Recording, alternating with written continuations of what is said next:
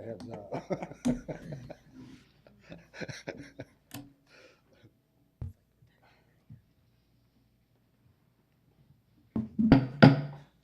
Good afternoon, everybody.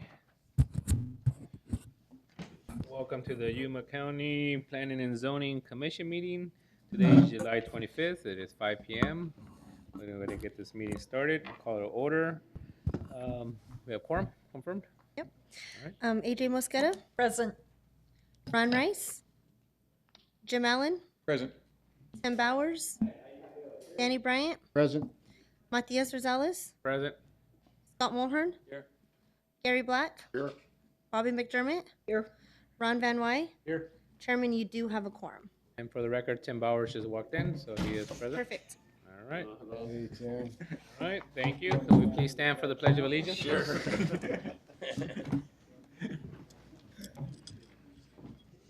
Allegiance to the flag of the United States of America and to the republic for which it stands, one nation, under God, indivisible, with liberty and justice for all. All right, before we continue, I'm going to have a few housekeeping rules to read. If you park in the rear employee gated parking lot, please move your vehicle to the front north parking lot to avoid it being locked in overnight. Please sign in the sign-in sheet at the table by the rear door. Please state your name and address for the record before speaking at the podium. Please address the chairman, not the audience or staff when speaking at the podium. There is a 3-minute timer for those who wish to speak. I have or may not decide to let the speaker continue after the 3 minutes have been exhausted. If you have handouts, please give to the commission. If you have handouts that need to be given to the commission, please give them to the administration staff to distribute. If you show information on the overhead, please give that item as well to the admin to be part of the permanent record. Restrooms are available in the rear, behind the drinking fountains down the hallway. Please feel free to use as needed. No food or beverages other than water in the meeting room. And also, if you're planning to speak in the public session, please turn in your forms to admin so they could go ahead and process your public speaking form. With that said, we're going to move on to item number 3, approval of the Planning and Zoning Commission regular minutes of June 27, 2023. Chairman, Yes? I move that we approve minutes as presented.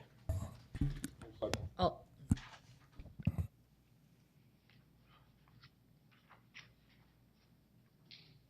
Okay, got it.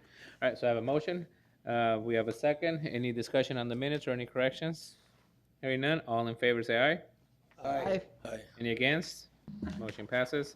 Item number 4, approval of the Planning and Zoning Commission work session minutes of June 27, 2023. Chairman, Sir, I move the same we as submitted. we got a motion for approval. Do I have a second? Second. We have a second for the record. Any further discussion? All in favor say aye. Aye. Any against? All right, motion passes. Item number 5 is special use permit case number 2306. Anson, take it along. Mr. Chairman? Yes, Thank sir, you'll be recusing yourself for conflict of interest Yes. for the record. You got it. Thank you, Mr. Chairman, members of the commission. Anson Lahosset, senior planner presenting special use permit case 2306. Christopher Robbins from Dull Robbins and Associates, agent for Yuma BN LLC and Faithful Management Systems AZ LLC, requests a special use permit to allow a green hydrogen facility on 2 parcels approximately 151.86 acres in size, zoned heavy industrial. The parcels are located within the Yuma Mesa planning area. This is the vicinity and zoning map showing the subject parcels in crosshatched. Parcels 212-22001 and 212-15005 to the north are zoned RA10 and are fallow and in agriculture. Parcel 212-22003 to the east is zoned RA10 and is fallow. It was approved for major amendment PA 2202 to change the land use designation to agricultural industrial.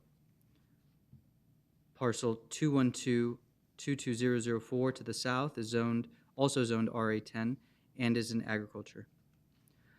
These parcels 212-22003 and 004, as well as three neighboring parcels to the east and southeast were approved for special use permit case 2209 that permitted a solar powered generating facility.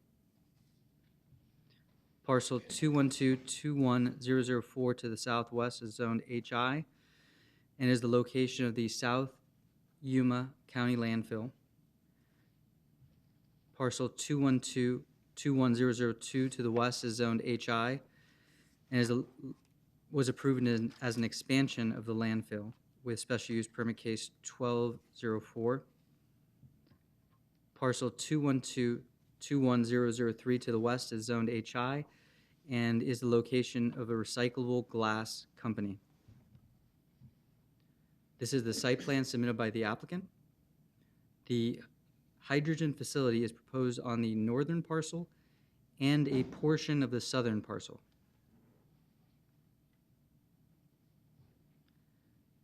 This is an elevation provided by the applicant.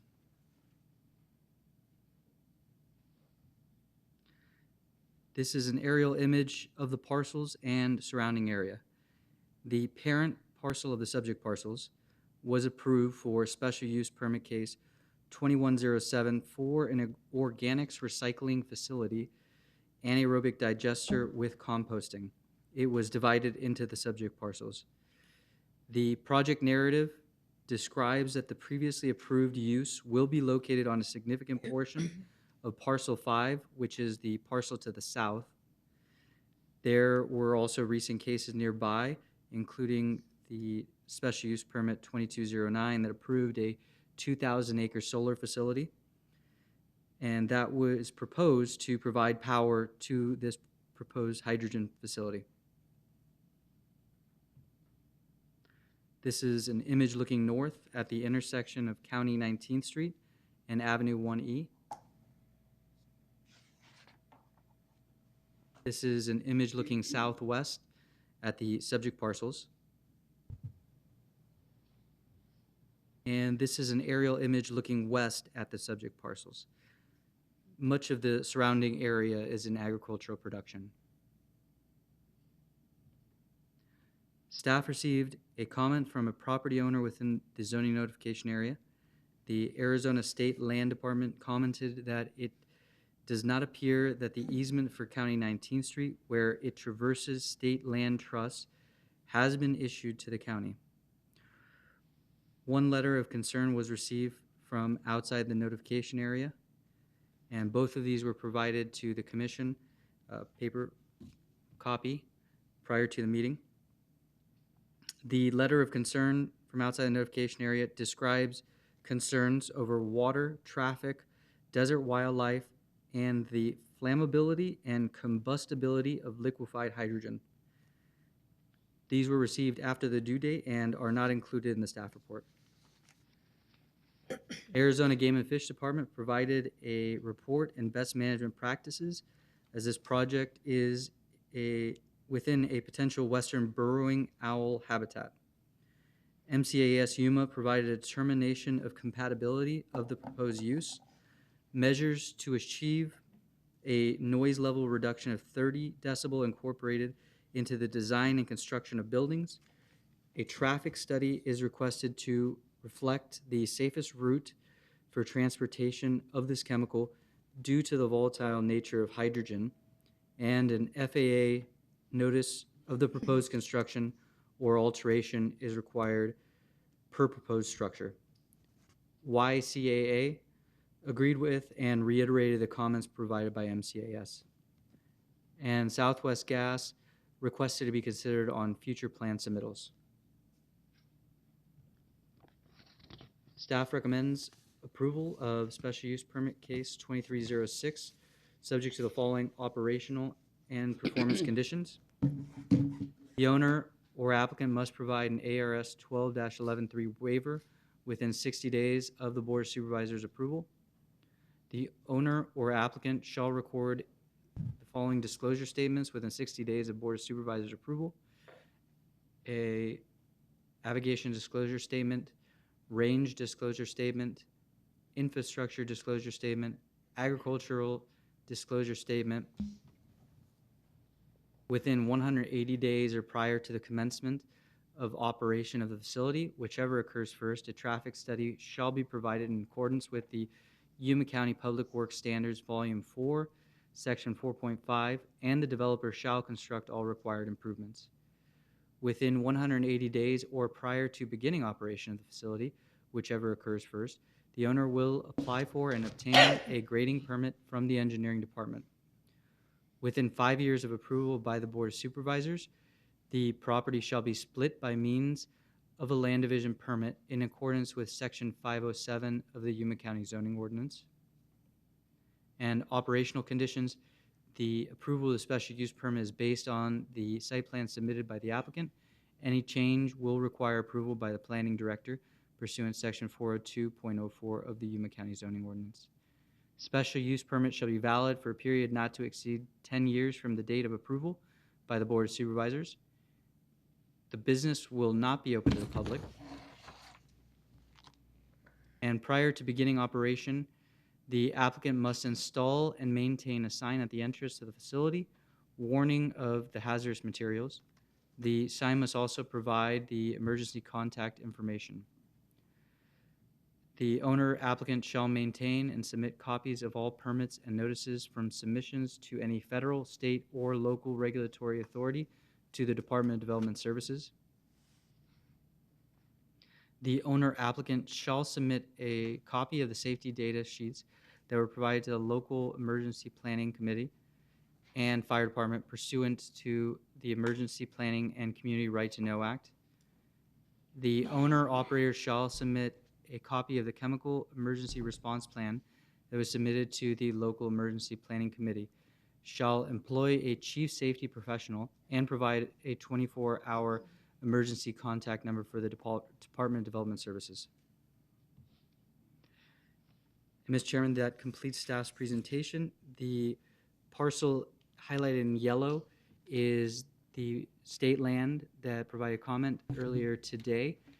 And I believe that the applicant, the agent, sent staff suggested changes to the conditions of approval, and those were provided to the commission, but perhaps the agent would like to discuss those?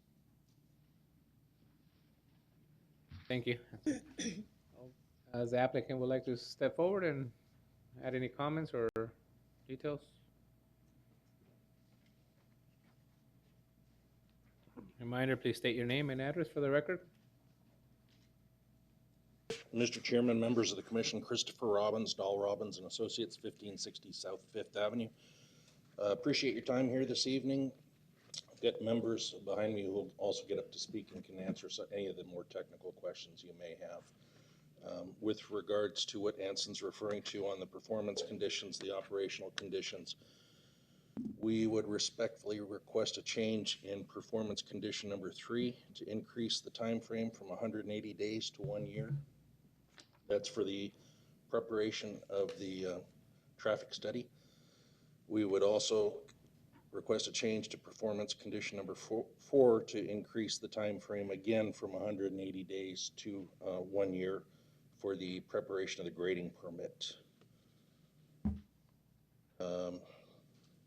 And we would request the elimination of operational condition number 2, the time frame of 10 years set on the valid period for the special use permit.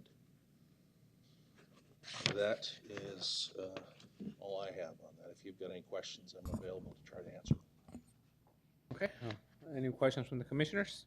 Yes. What time frame do you prefer on operational condition number 2?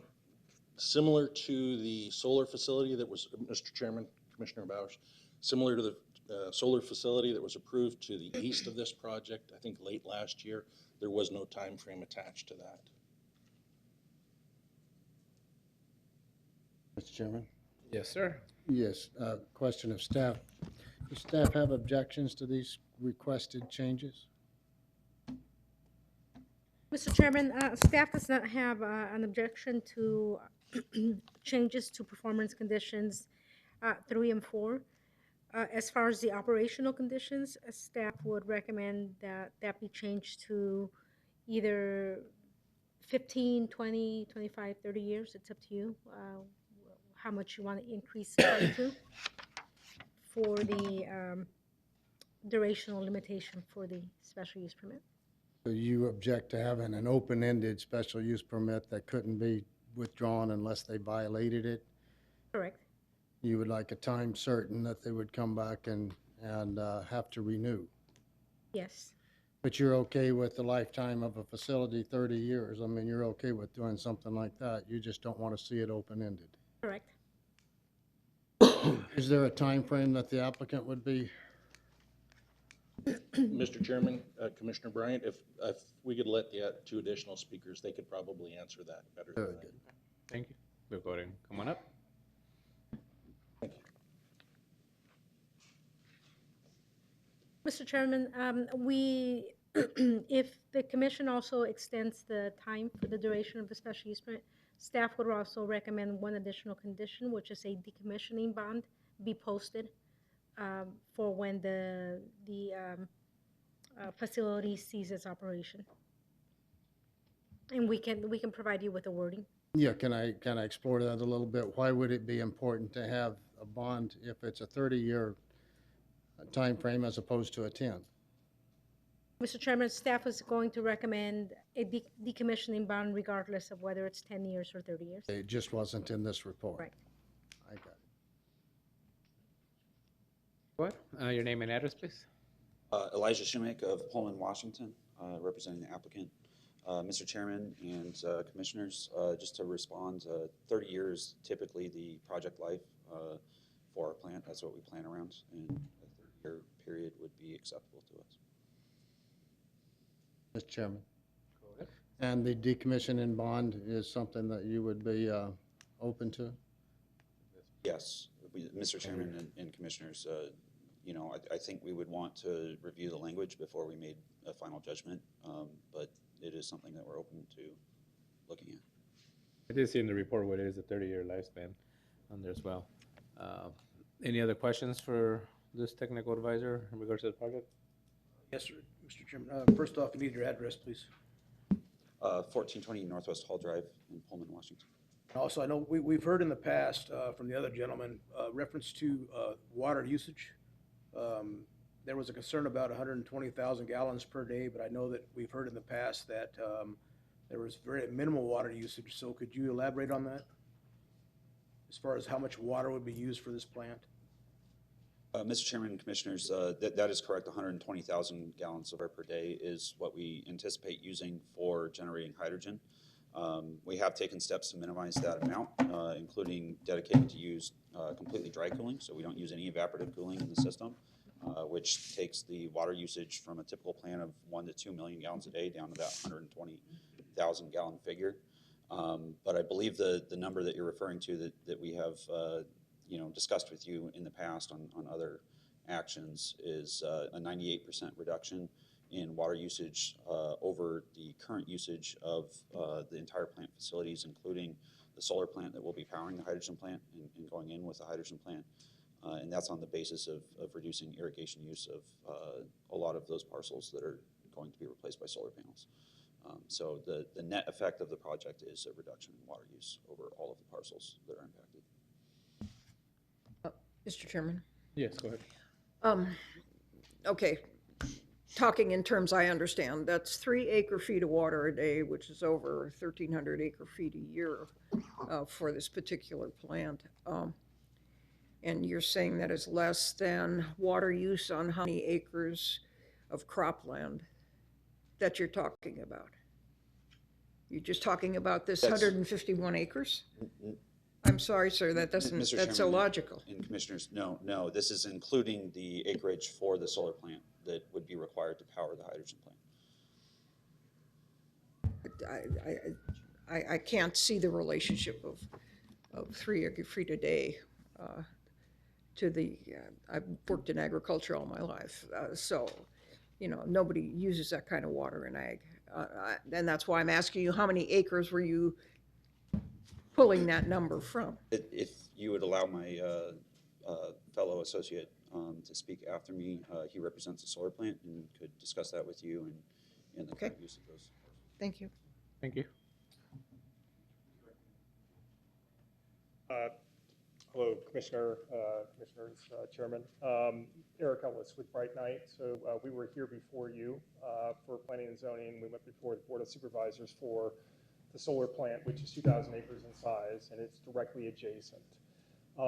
The solar plant will be providing energy to the hydrogen facility. There are multiple quarter pivots that are in production today on the solar plant. Some of those are fallow, but each quarter pivot has a 1,500 gallon per minute well that runs almost continuously throughout the year. Each of those quarter pivots produces 2 million gallons per day. And so when you look at all of the water that is consumed there in the alfalfa production there at the solar plant that will all be, that's in production today and will go idle, we're talking about 10 millions of gallons of water that is consumed per day today on the solar plant. That would all stop being consumed, and then it would be replaced with 120,000 gallons. And so you would see roughly a 99% reduction in the water usage over that land mass, and so it would be quite a savings for the aquifer. Okay, also what I see there is a loss of jobs, a loss of production, a loss of income to the county and all the rest. So I'm sorry, that to me is still an apples and oranges sort of a thing. But how much water is your solar installation going to take? Yeah, the solar plant uses very little, about 150,000 gallons a year. Okay. Mm-hmm. Yeah, so that's equivalent to about 10 residential homes, and so it's quite minimal. It's actually much less if you look at other. I'll just leave it at that. Yeah. And I don't remember from our last discussions how many jobs are created, permanent jobs are going to be created by this facility? Solar plant, well, we're building a almost identical plant in Pinal County. We just got quotes from the O&M providers. That's going to go into construction in March of next year, and that's going to have 4 full-time permanent employees. And then the hydrogen facility will have many more than that. The hydrogen plant, my colleague, Mr. Shoemaker, is in front of you here to discuss. so we're not talking a whole large amount of jobs. Great, thank you. Yeah. Any other questions related to water usage? Yes, It's sir. just for yeah. Your address, just for the record, please. Oh, my address. I'm an Arizona native. I live in Phoenix, 4025 East Gold Dust Avenue in Phoenix, 85028. Thank you. Appreciate it. All right. Thank you.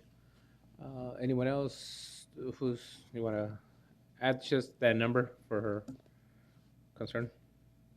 Mr. Chairman. Yes. A question for staff. The special use permit is required because of the type of facility this is. Is that what we're? That's correct, Yeah, Mr. Chairman. Okay. Oh, do you have a number just for the Mr. Chairman, hydrogen? yes. We anticipate about 10 permanent employees as well as around 20 truck drivers at this Just site. logistics. Yes, for the phase 1 that we have proposed here. Thank you. We appreciate all the jobs that we could get. It's always a great add-on to our economy. Chairman, staff would like to read potential wording for the decommissioning bond. Okay. For the agent and applicant. Prior to construction, applicant must provide the planning director evidence of a valid decommissioning bond. If not verifiable to the county's satisfaction, then the applicant SUP holder shall maintain a bond in the amount of the full decommissioning cost at the end of the anticipated life of the project, net of salvage value as estimated by a professional engineer registered in the state of Arizona.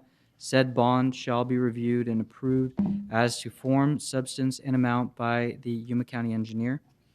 The engineer's estimate of decommissioning costs shall be renewed no less than every 5 years by a professional engineer registered in the state of Arizona, and a copy of each renewed estimate shall be provided to the county engineer for review and approval. The decommissioning bond shall be adjusted in accordance with the renewed cost estimate within 30 days after approval by the county engineer. Right, we got that. They're shaking heads over there. They heard you. All right, I appreciate it. Any additional questions from the commissioners? Hearing none, I'll open it up to the public. Anyone from the public would like to comment on this item?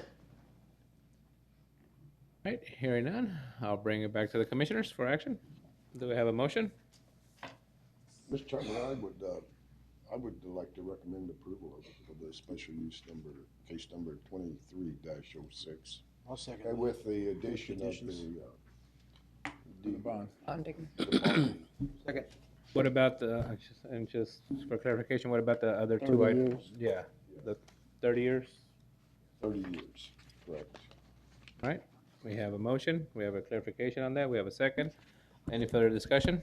Mr. Chairman, Yes, ma'am. did the changes include the changes to the performance conditions 3 and 4 and operational condition number 2? And then the new item under the operational conditions about the decommissioning bond? The motion clearly specified the bond part, and then that's why I checked with staff, so we are including that, correct? 1 year. Yeah, The 1 year, Right, correct. right.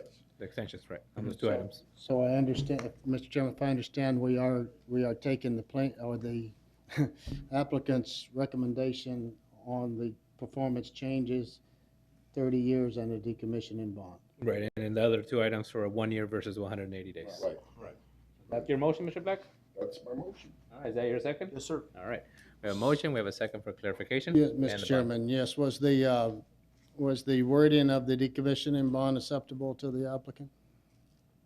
Yes. And that's all the questions I have, sir. All right, with that, all in favor say aye. Aye. Any against? All right, motion carries. Thank you. Item number 6, special use permit case number 23-7, Javier Barraza.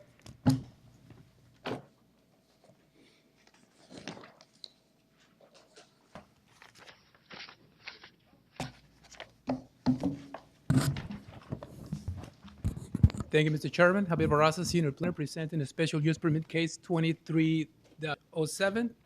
A request for per section 602.03E of the Yuma County zoning ordinance to allow an accessory dwelling unit on a parcel 2.5 gross acres inside zone suburban ranch 2-acre minimum located in the Yuma Mesa planning area at 17187 South Avenue B and a half, Somerton, Arizona. The intent of the applicants is to build a site-built home as an accessory dwelling unit.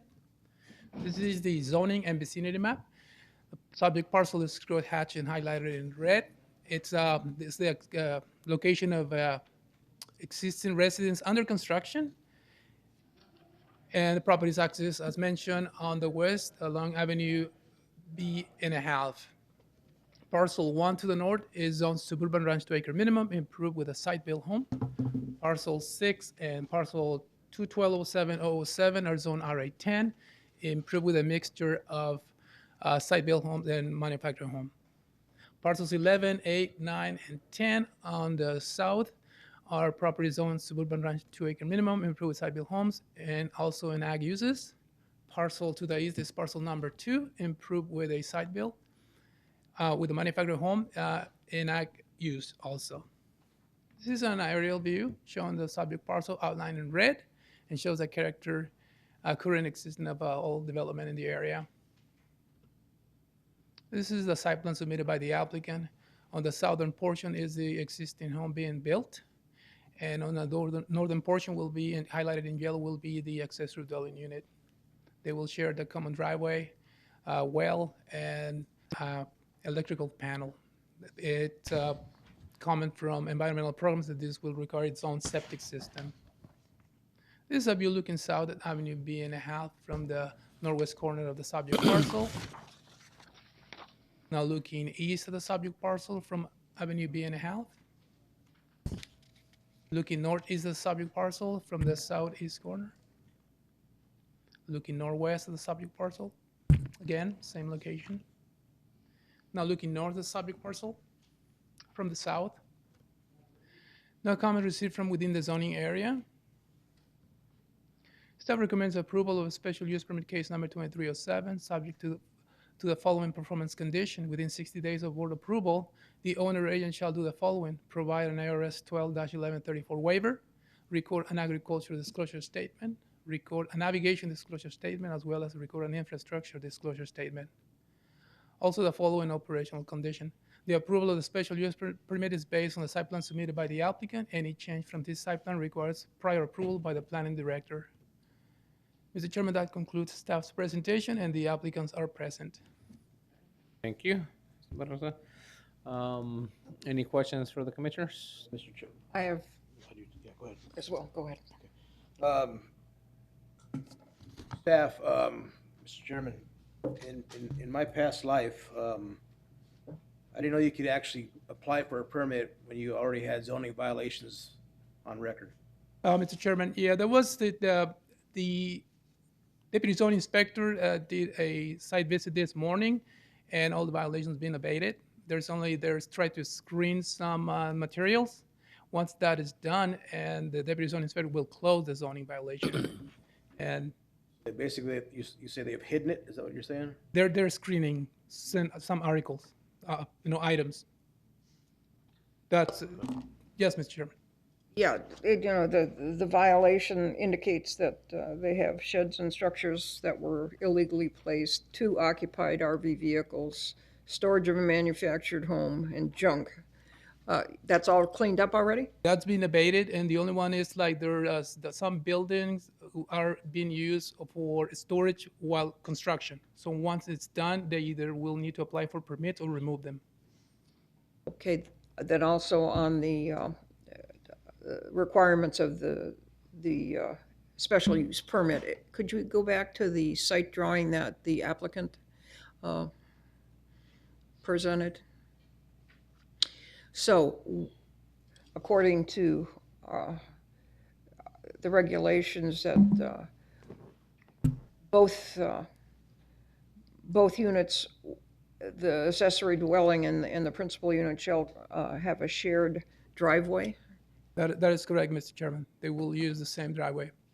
So where will that driveway be? Well, it's on the existing dwelling on the southern portion. It says, let's see if I can move. It'll be right here. That's the existing driveway. So the second dwelling that they're planning is there. So how are we getting from there They to will the dwelling? need to use this. They will connect some way. Either they will pave it or just grade it, level it. Or get off and walk over to the accessory dwelling. I mean, the driveway, I think, is the point, is the entrance to the parcel, so that would be the shared driveway for the property there. What I'm understanding. Correct? That is correct, Mr. Chairman. I have a question. Is there a garage on the secondary building? Yes, Mr. Chairman. Where's the garage? Mr. Chairman, I will probably usually is in front of the driveway, but I will let the applicant respond. You see the 2 cars there's on the drawing? It's kind of. I mean, on the primary dwelling. on Yeah, the primary He's- dwelling right no, here. He's asking on the secondary. Secondary. No, there's no floor plan for that, but as I look, it's not been proposed unless there's a 2-story, but it's like, it's And not shown. the secondary building is going to be a 3-bedroom, 2-bathroom house? Mr. Chairman, I think, yeah, that is correct. In the description they provided originally. A 980 square foot, 3-bedroom residence Yeah. Are dwelling. they going to be able to, to me, this is more of like a subdivide situation. It doesn't look like it's supposed to be, to me, accessory dwellings like behind the main house, like the mother-in-law house. This sits right, so it looks like a neighbor house. Mr. Chairman, that's the appearance it gives, but it's smaller and it will depend on the principal dwelling. It depends on it as far as water, driveway, and also power, because the meter has to come from the original the principal dwelling. And are there, in the area, do other homes have these accessory second houses on them? No, Mr. Chairman. The point system I just noticed was a 270 point. Chairman, what is the purpose of this second dwelling? Mr. Chairman, it was not stated by the applicant, but the applicants are present. Conversations with one of them, it's like for family. Okay. And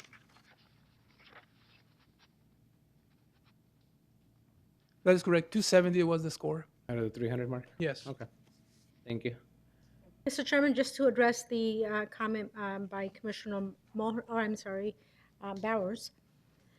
The property is zoned suburban ranch 2-acre minimum. The parcel is 2.5 acres in size, which will not allow the parcel to be split. Right. If they wanted to, yeah. Okay, thank you. Is the applicant here and would like to answer some questions or just clarify some issues? And when you get to the podium, please remember to state your name and address for the record. Angel Spithia, parcel for address 17187 South Avenue, B&a-half. Okay. Any questions for the applicant and the commissioners? What is the purpose of the dwelling? Family, sisters, trying to see if they could move sort of with me. So we're trying to see if we could build a side of house. Could be on the same power meter and. Yeah, as Power- stated, Yeah. might be on the same power meter and everything. Same septic tank, same everything? No. Per staff, the report, it was two separate septic. Was there two separate? Uh-huh. Okay, so separate meters, separate tanks. All right, and just to clarify, no garage or no garage, just by I the, don't believe it has a garage second. okay. Any other questions? No? Right. Thank you. Anyone else here from the public that would like to comment or speak on this item? Hearing none. Airport is good. That's good, Tonyo. He is. That's good. He's good. That's good. No wonder we got a 270 on this. All right, bring it back to the commission for a motion. Where are we at? Number 6, right? Mr. Chairman, Yes, sir. Mr. Chairman, I move that we recommend approval of this rezoning by special use permit case number 23-07. I'll second that. As presented by staff. All right, we got a motion. We have a second. All right, all in favor? Any further discussion? All in favor, say aye. Aye. Any against? Against, no. All right, noted. Motion carries. Thank you. Thank you. Mr. Chairman, who Yes. seconded the motion? I did. Okay, thank you. Mr. Black. All right. Item number 7, minor amendment case number 2303, Ms. Maggie Castro.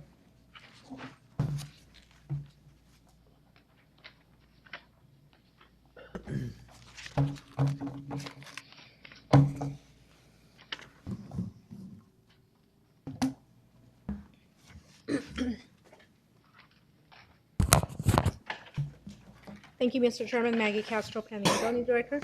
So this is minor amendment case 2303. The intent is to adopt or approve the changes that were approved with the minor amendments and text amendments and a major amendment case that were processed when the 2030 comprehensive plan went through the public information and participation process. Still, I think we did this one already. We did hear it last month, but it was the request to initiate the amendment. This is the actual Deja vu. public hearing on the amendment. Deja vu then. All right. Yes. So text amendment 2201 was changes to the circulation element, which changed the foothills bicycle routes. The changes to the map were incorporated into the comp plan, but the actual changes to the text were not. So what you see in the slide, the strike and bold are the changes that are proposed to be made. Under where it says 2 bicycle routes have been proposed in unincorporated Yuma County. The South Foothills Loop is located on the south side of Interstate 8, starting at Foothills Boulevard / South Frontage Road and continues east to Avenue 15E, then south to County 14th Street, then west to Ironwood Drive, then north to South Frontage Road. And then in parentheses, see maps 4 and 5. Major amendment case 2202. That is to change the land use designation of a parcel 160 gross acres in size from agricultural rural preservation to agricultural industrial. The property is located in the Yuma Mesa planning area at the southwest corner of County 19th Street and the alignment of Avenue 2E. The property is in the 75 decibel noise contour of OX2. And this is the vicinity map showing the location of the subject property. Minor amendment case 2202 was to change the land use designation of a parcel 6.9 acres in size from agricultural rural residential to rural density residential. The location is in the Yuma Mesa planning area at the southeast corner of Avenue 3E and County 18.5 Street. And again, for this property, it is located in the 70 decibel noise zone. And this is a vicinity map showing the location of the subject property at the southeast corner of County 18.5 Street and the Avenue 3E. Minor amendment case 2203 is a change to the land use designation of a parcel 1.69 acres in size from suburban density residential to urban density residential. The property is located in the Foothills planning area at the southeast corner of Fortuna Road and the alignment of County 12 and 3/4 Street. And this is a vicinity map showing the location of the subject property. The subject property is crosshatched. And minor amendment case 2204, which is a change to the land use designation of 4 parcels totaling approximately 80 acres in size from suburban density residential to urban density residential. The properties are located in the Foothills planning area at the northwest corner of Fortuna Road and County 13th Street. And this is a vicinity map showing the location of the subject property in crosshatch. And staff recommends approval of minor amendment case 2303 to incorporate the changes approved with TA 2202, PA 2202, MA 2202, MA 2203, and MA 2204. Mr. Chairman, that concludes my presentation. Thank you, Maggie. Any questions from the commissioners in regards to these items she explained? Hearing none. Let's go to the public. Mr. Chairman, Yes, ma'am. you looking for a motion? I'm looking for, let's go to the public. Yes, Mr. Chairman, you need to open the public hearing. Anyone from the public here to comment on any of these minor amendment items noted? Going once, going twice, starred, none, here none. All right, now I'm looking for motion. All right. I have make a motion for the approval of the minor amendment case number 2303. Second. All right, we have a motion, we have a second. Any further discussion? All in favor, say aye. Aye. Any against? All right, motion Mr. Chairman, who carries. seconded? Ron. Thank you. All right, item number 8, tax amendment case number 23-02. Pierre Barraza. Thank you, Mr. Chairman. This is presenting text amendment case number 23-02. The intent is to amend the Yuma County zoning ordinance, section 623.000, dark sky overlay district, with the aim of eliminating the maximum lumen cap type 2 acreage for new residential development within the dark sky overlay district. On March 9, 2020, the board adopted the dark sky overlay district. The purpose of this is to protect and enhance the lawful nighttime use of property and to specify lighting practices and systems that will minimize the adverse man-made light pollution effects of sky glow, glare, and light trespass. After the adoption of the dark sky overlay district, staff received comments from the construction industry stating that DSOD was too restrictive.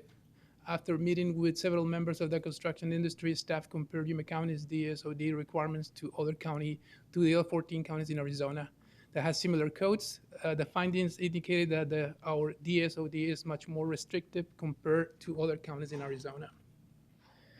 The proposed changes are a combination of dark sky regulations adopted by other communities and are intended to alleviate the current restrictiveness of the DSOD. In conversations by phone and or email, the representatives of these communities survey expressed the effectiveness of their adopted dark sky lighting regulations and indicated they have the support from the community. On May 17, 2023 and June 8, the Yuma County Planning and Zoning Division met with local stakeholders in the electrical and construction industry and discussed the proposed text amendment and obtained their input to improve and refine the text amendment to ensure it is effective in protecting the night sky and reducing light pollution. The proposed changes are shown below. The text that is proposed to be deleted is a strike-through font, and text that is proposed to be added is in bold font. Will the commission like me to read every one of them? No, I think we've had a chance to read them. Okay. This is the plate Roman numeral 6-27, which will be eliminated. This is the one that controls currently the lumen output.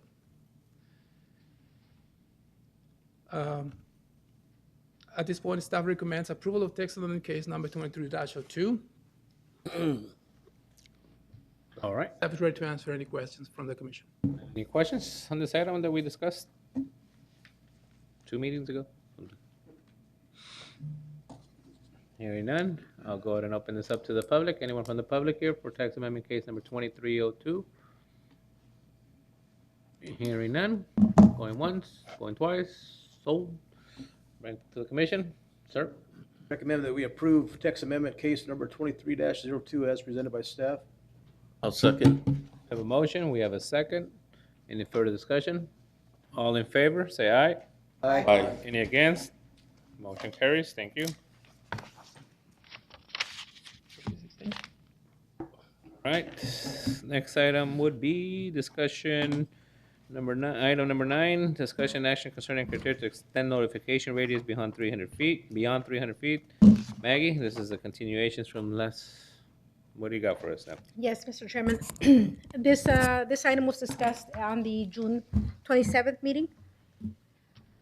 So the intent is to amend the criteria for extending the notification area beyond 300 feet for certain cases. So staff is proposing, and it's included in your packet, adoption of a radius extension policy. And that radius extension policy has the criteria that will be used for cases that where the radius notification will be extended. What you see on your slide is changes to the existing criteria and then also additions to the criteria. There's a new bullet at the bottom where it says proposal will result in changing the land use designation from a residential land use designation to a regional commercial or industrial land use designation on a parcel that is adjacent to a residential district. And then additionally, the policy includes certain uses where the radius will be extended. There's a number of uses that are listed. Staff is also proposing either adding additional uses or possibly taking suggestions from the Planning and Zoning Commission as to other uses that could be added, such as anaerobic digester. We did have a case, a special use permit, that was processed, I think, about a year ago, where they were requesting a special use permit for that specific use. And then before you today was the special use permit for a green hydrogen production facility. So that could be also added to the list of uses that will trigger extending the notification area. So staff's recommendation is to adopt the policy as presented, in addition, and adding the 2 uses listed or specifically named as well to add anaerobic digester and green hydrogen production facility, and then forwarding the policy to the Board of Supervisors for adoption.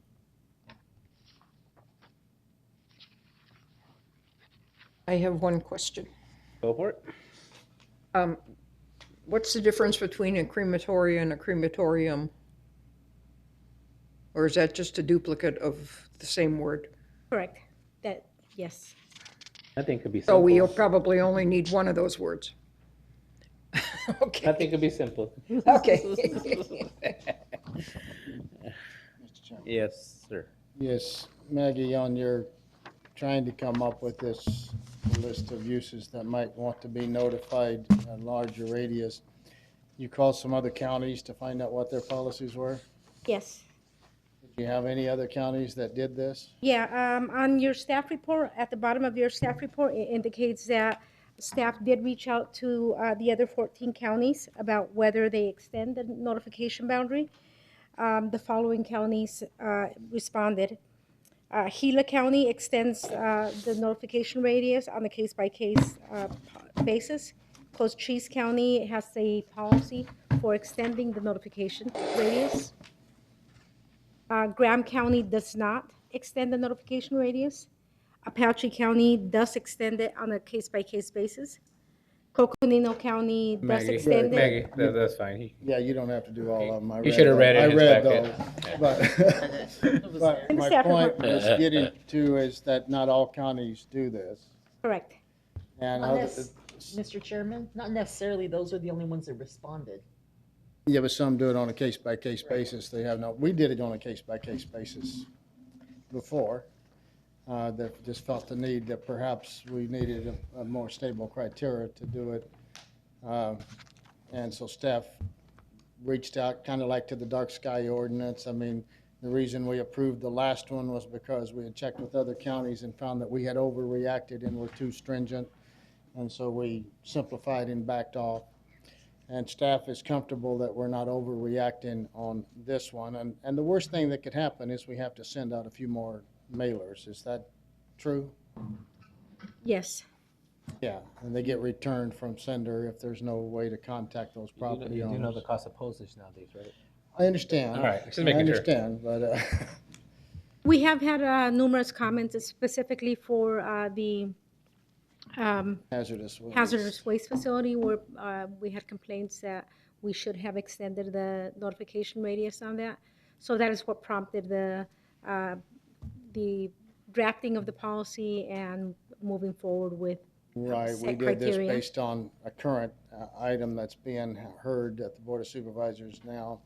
I just wondered if we overreacting it too quickly and if we wanted to give it a little breath before we adopt another policy, but is staff comfortable with this, adopting it now? Mr. Chairman, we have heard from elected officials and from the county administrator about a desire for adopting a policy.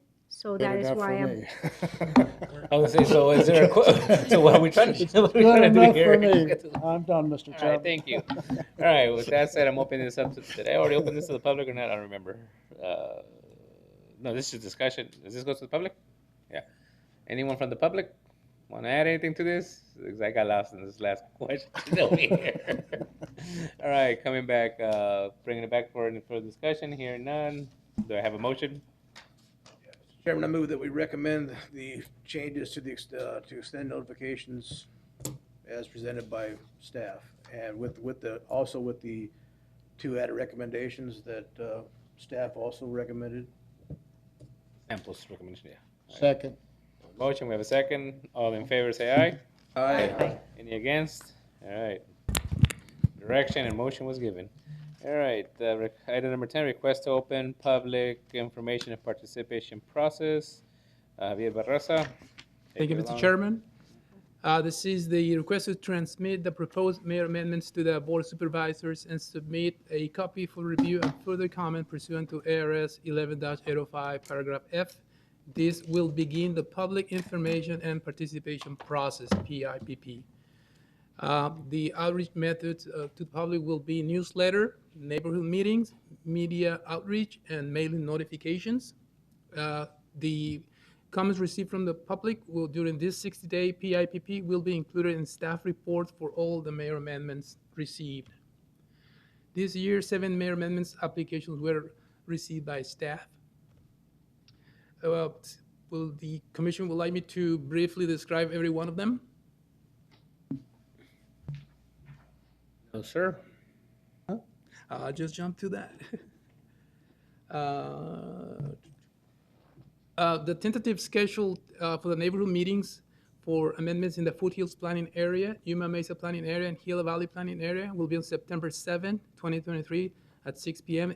in this location, the Aldrich Hall, here at the Department of Development Services, 2351 West 26th Street. And the neighborhood meeting for amendments in Don Valley Welton Planning Area will be held on September 14, 2023, 6 p.m., located at Antelope High School Auditorium, 9168 South Avenue 36E in Welton. The public hearings to be held will be Planning and Zoning Commission, October 24, 2023, and the Board of Supervisors meeting will be on November 20th for all the mayor amendments. At this point, staff recommends opening the 2023 mayor amendment case for the PIPP. That concludes staff's presentation, Mr. Chairman. Thank you. Any questions?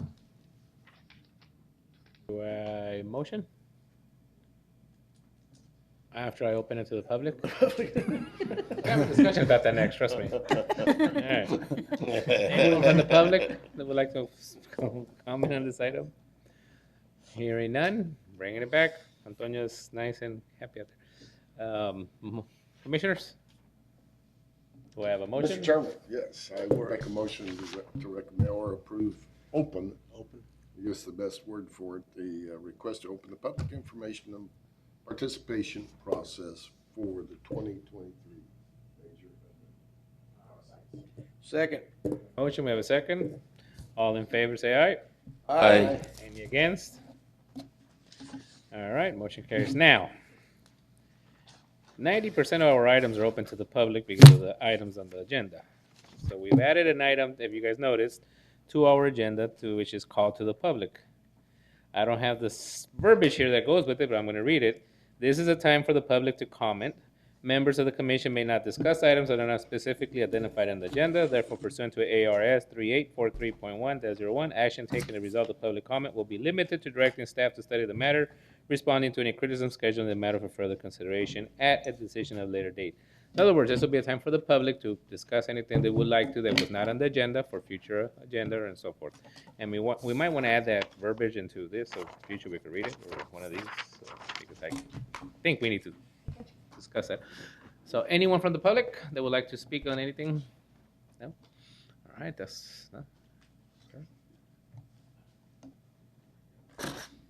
And just a reminder, please state your name and address for the podium. And welcome.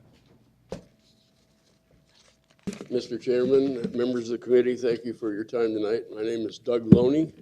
I live at 36120 East Antelope Drive in Welton, right below the big A, where they're planning on ruining our community. We found out about the proposed transportation hub by a little flyer that came illegally, federal offense, stuffed in our mailbox without a stamp, from a person whose background is questionable from what everybody's looked at. We had a meeting, a community meeting. We had a vote in the middle of this conversation that she had no idea what she was talking about. A vote of everybody from our streets basically involved in that area, and everybody just plain out said, we don't want you. And that's pretty much our whole neighborhood, and that's who this will affect. It's a nice, quiet farm community. That's why we moved there when we retired. Agriculture noise, agriculture traffic, everything concerned with agriculture came before we did. We understand the noise, we understand the smell, we understand the flies, but putting something like that in our neighborhood is just going to be a constant line of traffic up and down 36. Antelope Drive will probably end up with a stoplight. If it's backed up, 36 is a 2-lane road. If trucks are backed up to get into this hub, they could back up all the way to the high school. Little things like how much carbon monoxide is going to go into the high school with the kids or the churches. It just is a bad idea for this little community to have to face. And hopefully you can take this into consideration.